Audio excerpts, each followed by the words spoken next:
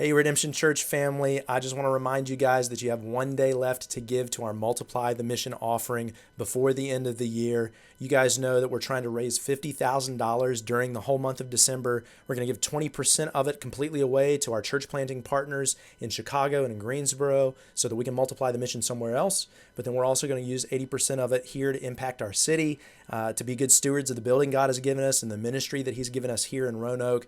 So I hope you guys will give if you haven't yet. But if you have given already to the Multiply the Mission offering this December, let me just say thank you.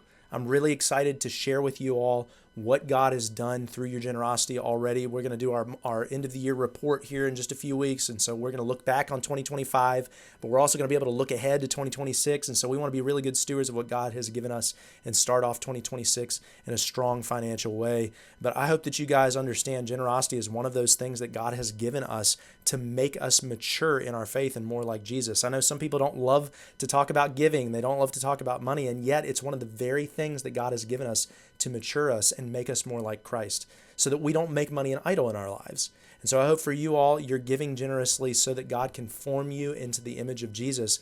But I also hope you realize that He's using your generosity to further the mission faster in Roanoke and through the giving of God's people in our church. Man, it fuels the mission. We say that all the time. It really sets the pace for how God is able to use us in our city. And I want to encourage you to give generously, even sacrificially, and to give faithfully into 2026 so we can start the year really well. But if you need directions, you can jump on our website, redemptionroanoke.com/give, and that'll give you directions on how to give online or cash your checks there. But I hope you guys had a great Christmas. I hope you have a happy new year, and I can't wait to see you this Sunday on January 4th at 10 a.m. Love y'all.